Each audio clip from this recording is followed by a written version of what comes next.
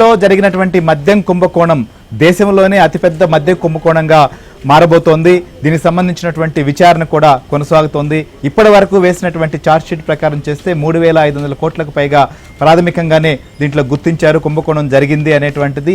ఇంకా దీని లోతుల్లోకి వెళ్లే కొద్దీ ఎంతవరకు ఉండబోతోంది, ఏం జరగబోతోంది అనేది కూడా చాలా మందికి ఆసక్తిగా మారింది.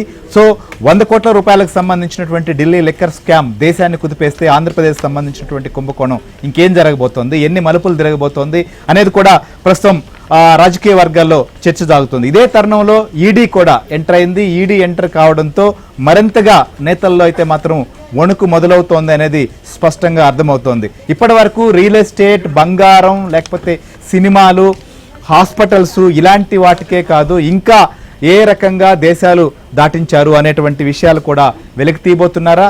ఈ ఈడీ విచారణ ఎవరి వరకు వెళ్ళబోతోందో కూడా రామారావు ఏం చెప్తారు దీని గురించి?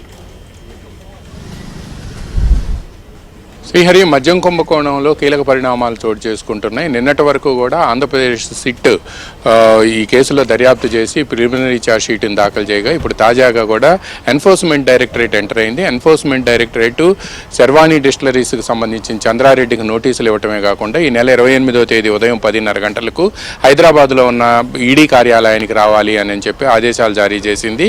ఈ నేపథ్యంలోనే ఇప్పటికే ఈడీ విజయవాడ సిట్ అధిపతికి రాజశేఖర్ బాబుకి వద్దకు వచ్చి ఈడీ అధికారులు ఏదైతే ఎఫ్ఐఆర్ ఉందో ఎఫ్ఐఆర్తో పాటు అప్పటి వరకు అరెస్ట్ చేసిన నిందితుల రిమాండ్ రిపోర్ట్లు వీటన్నిటిని తీసుకున్నారు. ఇప్పుడు ప్రిలిమినరీ ఛార్జ్ షీట్ కూడా దాఖలు చేయడంతో ప్రిలిమినరీ ఛార్జ్ షీట్ సర్టిఫైడ్ కాపీని కూడా తీసుకోబోతున్నారు.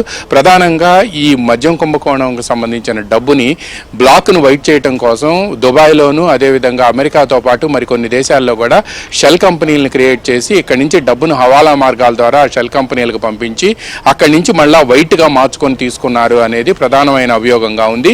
అందువలన ఇదంతా కూడా మనీ లాండరింగ్ కిందకు వస్తుంది అని చెప్పి కూడా ఈడీ భావిస్తుంది. అందువలన prevention of money laundering act కింద ఈ కేసులు నమోదు చేసిన ఈడీ ఇప్పుడు ఒక్కొక్కరిని విచారణకు పిలవటం ప్రారంభించింది. ఇందులో ప్రధానంగా శ్రీహరి ముఖ్యంగా ఆంధ్ర గోల్డ్ కాయన్ అని ఒక బ్రాండ్ నేమ్ని ఏర్పాటు చేసి ఆ బ్రాండ్ నేమ్తో మద్యం డిస్టిలరీని శర్వాణి డిస్టిలరీ నుంచి పెద్ద ఎత్తున మద్యం తయారయ్యి వైసీపీ ప్రభుత్వ హయాంలో ఈ డిస్టిలరీకి పెద్ద ఎత్తున ఆర్డర్లు వచ్చాయి అని చెప్తున్నారు.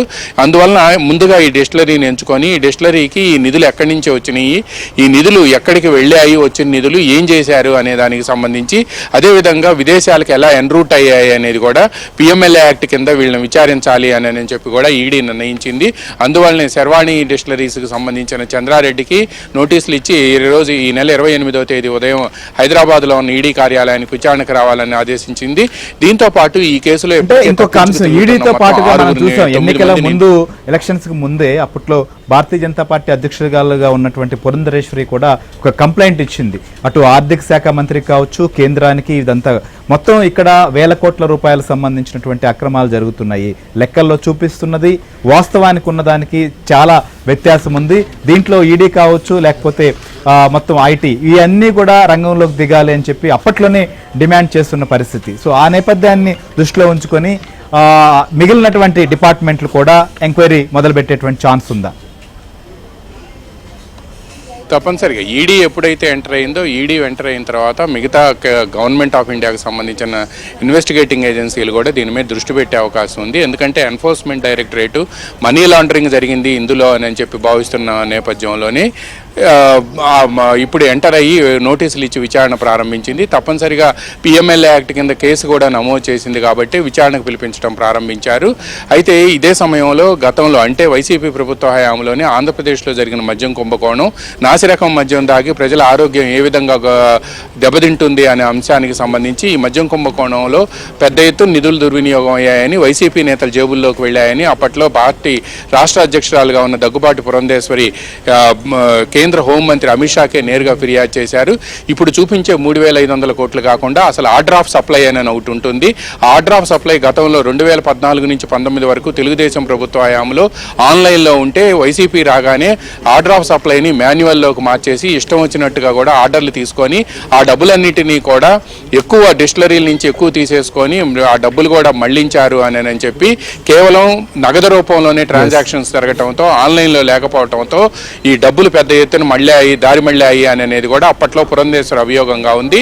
అయితే ఇప్పుడు మాత్రం అధికారులకు రికార్డు పరంగా దొరికింది 3,500 కోట్ల రూపాయలేనని చెప్తున్నారు. కానీ తెలుగుదేశం పార్టీ నేతలు, బీజేపీ నేతలు మాత్రం ఇంకా పెద్ద ఎత్తున కుంభకోణం జరిగిందని చెప్తున్నారు. అయితే శ్రీహరి, ఈ కుంభకోణంలో మరో కీలకమైన అంశం ఏంటంటే ఎవరైతే ఇప్పుడు ఇందులో నిందితులుగా సిట్టు గుర్తించిందో ఈ 9 మంది నిందితులు వీళ్ళంతా పరారీలో ఉన్నారు. ఇందులో దుబాయ్లో 6, అదేవిధంగా థాయిలాండ్లో మరో 3 ఉన్నారని తేలింది. అందువలన వీళ్ళని అదుపులోకి తీసుకోవాలి అంటే రెడ్ కార్నర్ నోటీసులు జారీ చేయాలి అని చెప్పి సిట్టు భావిస్తుంది. రెడ్ కార్నర్ నోటీసులు వీళ్ళకి ఇష్యూ చేసేందుకు విజయవాడ ట్రయల్ కోర్టులో పిటిషన్ వేయాలని కూడా నిర్ణయించింది. రెడ్ కార్నర్ నోటీసులు జారీ చేయాలంటే ఇంటర్పోల్ సహాయం కావాలి. అందువలన సిబిఐ అధికారులతో మాట్లాడి ఇంటర్పోల్ సహాయం తీసుకొని ఇప్పుడు ఎవరైతే దుబాయ్లో ఉన్న 6 నిందితులు ఉన్నారో, అదేవిధంగా ఇంతకుముందు మన కొలీగ్ ప్రసాద్ చెప్పినట్టు అక్కడ 7 రావుకు సంబంధించిన అపార్ట్మెంట్లో ఈ నిందితులు కొంతమంది తలదాచుకున్నారు అని తేలింది. తద్వారా వాళ్ళకి ఇంటర్పోల్ సహాయంతో వాళ్ళ 9 మందికి కూడా నోటీసులు ఇచ్చి వాళ్ళను కూడా విచారణకు పిలిపించాలని సిట్టు భావిస్తుంది. దీంతో ఈ వ్యవహారం ఎక్కడికి వెళ్తుంది అనేది వైసీపీ నేతల్లో, మన మిథున్ రెడ్డి అరెస్టుతో వైసీపీ నేతల ఆందోళన పాటు కార్యకర్తల్లో కూడా నైరాశ్యం ప్రారంభమైంది. త్వరలోనే సిట్టు తాడేపల్లి తలుపు తడుతుంది అని చెప్పి కూడా పెద్ద ఎత్తున ప్రచారం జరుగుతున్న నేపథ్యంలో వైసీపీలో మరింత ఆందోళన